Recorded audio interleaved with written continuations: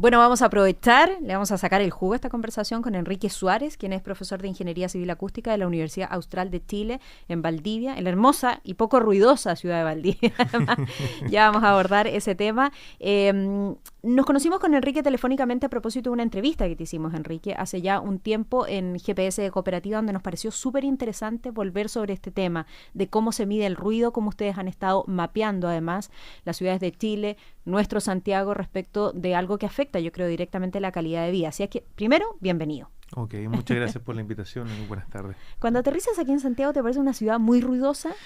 Bueno, la verdad es que toda ciudad grande es un poco ruidosa, ¿eh? Y uno se acostumbra quizás al clima agradable que tenemos en una ciudad más pequeña como Valdivia.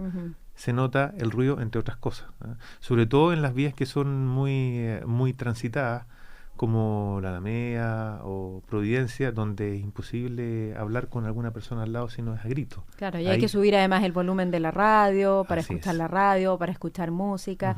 Ahí es notorio el ruido. ¿Cuáles son hoy día las principales fuentes de ruido de una ciudad? Bueno, la principal fuente de ruido de toda ciudad es el tránsito vehicular, ¿eh? Estamos hablando de sobre el 70% del ruido ambiental que hay en una ciudad. Y de ese porcentaje es importante destacar de que el tránsito vehicular más pesado es el que genera mayor dificultad. Las micros, el Transantiago, los buses, los camiones. Los camiones también. Lo que emite el ruido es la máquina propiamente tal, el movimiento de esa máquina. También colaboramos nosotros con nuestra actitud tal vez poco responsable con la bocina, con acelerar, con frenar, o eso es más bien menor en la incidencia del mapa del ruido.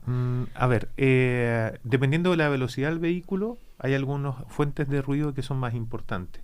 Bajo 50, 60 kilómetros por hora, el ruido del motor, de la carrocería, son los ruidos más importantes. Pero sobre esas velocidades, por ejemplo, en una autopista, el ruido aerodinámico es importante y de la fricción del neumático con la superficie, que se llama ruido de rodadura.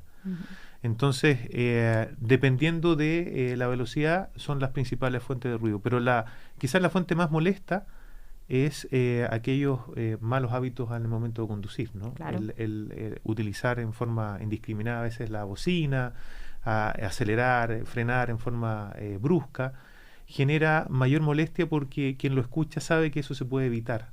¿Ah? El ruido es un sonido molesto y por lo tanto tiene una parte importante en la percepción que tenemos sobre el mismo evento sonoro. Algunas personas pueden calificar, por ejemplo, una música de sonido agradable, pero la misma música para otra persona podría incluso calificarla como ruido. Y no estamos hablando de altos niveles de ruido, sino de la percepción que tenemos sobre el mismo evento sonoro. Ahora, mayor es en el tema de las ciudades. Todos necesitamos transportarnos, así que todos somos parte un poco del problema.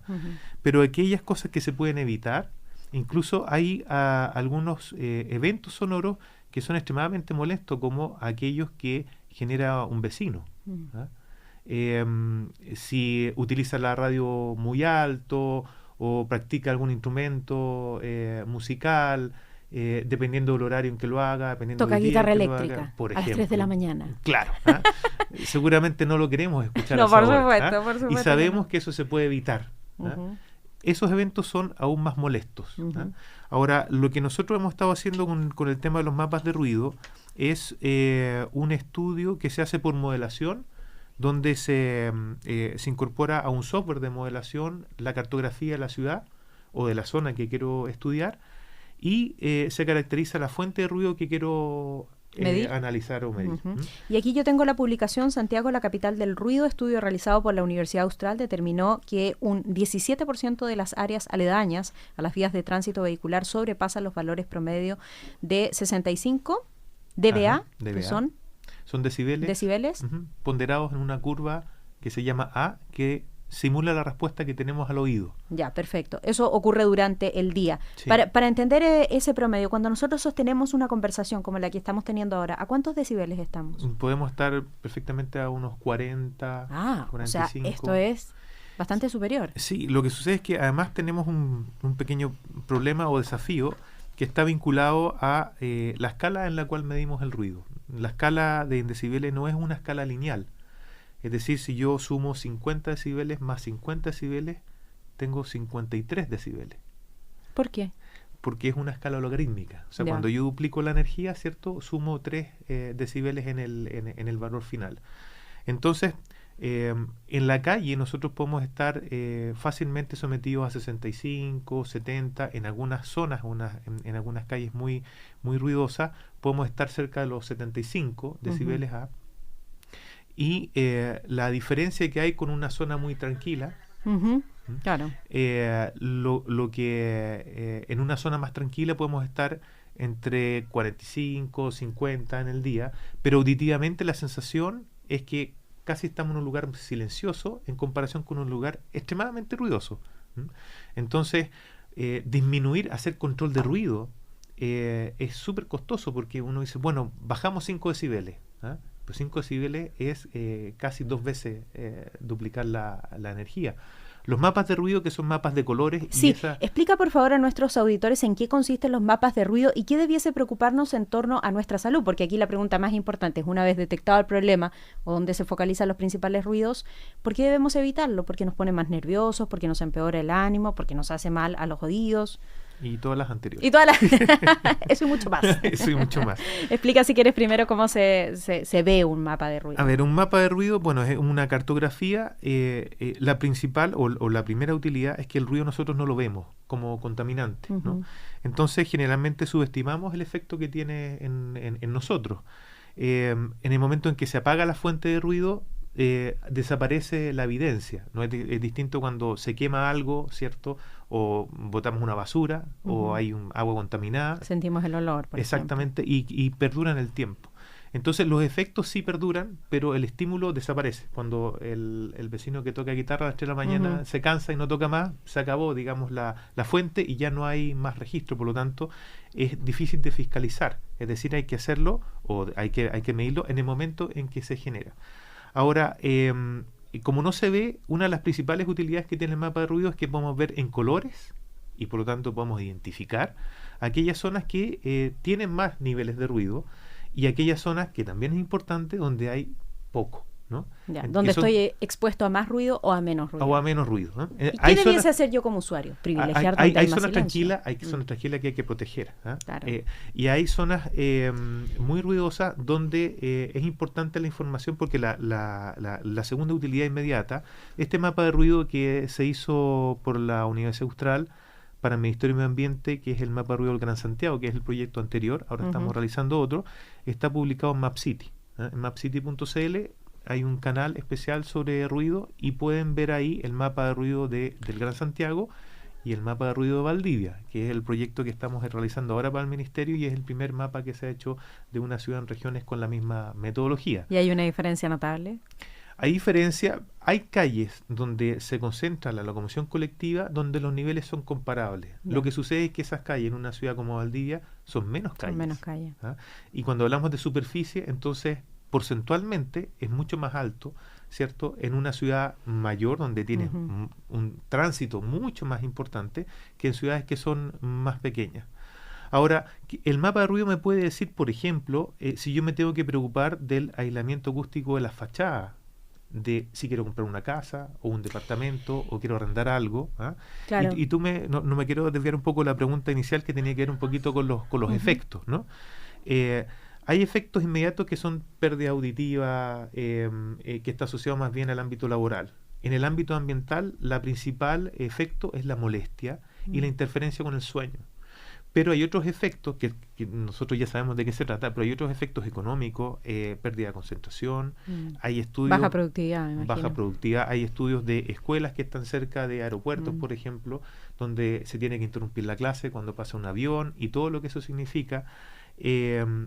También dolores de cabeza, ¿ah? Y hay estudios recientes que se han publicado sobre que aumenta el riesgo de infartos cardíacos. No. ¿Ah? Además de lo irritable que uno se vuelve. Exactamente, el ruido es un elemento estresante, así que todo lo que tenga que ver con aumentar el estrés y el perjuicio, eso es un beneficio si uno necesita reaccionar. pero cuando estamos sometidos a un estímulo permanente, eso se transforma realmente en un problema. Qué interesante el estudio que están haciendo. Más me parece interesante que este estudio ustedes lo estén presentando además en el Ministerio de Medio Ambiente, y más interesante me parecería aún que se establecieran ciertas normas, por ejemplo, para la construcción, porque lo que vimos con algunas autopistas o carreteras que generalmente pasan por sectores los más pobres de la ciudad, y hay que entrar a pelear por poner contención de ruido y por establecer las medidas adecuadas para que esa gente que vive a, no sé, 10 metros tal vez o 20 metros del paso de la autopista no tenga ese ruido constante, ¿no? En sus oídos y tenga una mejor calidad de vida. Finalmente, Enrique, qué tremendo aporte que están haciendo ustedes desde la carrera de Ingeniería Civil Acústica de la Universidad Austral de Chile. Estuviste como director de esta carrera hasta hace muy poco, ¿no? Sí, exactamente. ¿Hay interés de los alumnos? ¿Cuánta gente estudia esta carrera?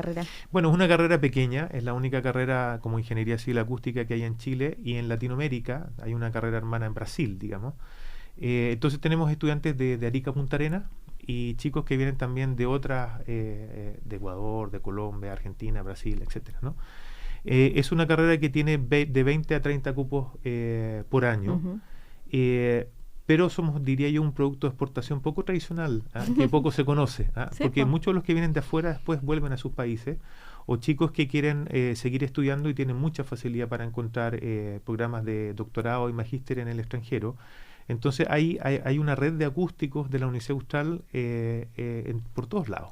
Qué interesante, destacable, aplaudible, porque además después ellos mismos van generando redes para encontrar soluciones. Así es. Porque en algunas ciudades, como ya decías, hay problemas comunes. Sí, bueno, hay que comentar de que el ruido, si bien es un problema, sí tiene solución. Y existen los profesionales para hacerse cargo de eso. Hoy día hay normativa que regula otro tipo de ruidos que no están incluidos en los mapas, que son las fuentes fijas, industrias, talleres, discotecas, ese tipo de cosas, a los cuales también se les hacen estudios de impacto ambiental y se diseñan barreras, silenciadores, encierros y un montón de otras cosas que técnicamente son factibles de implementar. Una pregunta muy breve antes de despedirnos. Sí. ¿Las cajas de cáscara de huevo sirven para aislar el ruido? A ver, la primera respuesta es que no sirven para aislar. ¿Ya? Para generar aislamiento necesito masa y rigidez. Ninguna de esas dos propiedades las tienen las cajas de huevo. ¿Y por qué se usan? ¿O se usaron? A ver, lo que sucede es que generan un fenómeno de difusión del sonido que podría disminuir la energía que podría traspasar hacia el otro recinto, y genera una sensación acústica que es distinta, pero va más por la absorción o difusión del sonido que por el aislamiento. Entonces puede variar el entorno sonoro de la sala, pero no disminuye la energía que puede pasar de un recinto a otro.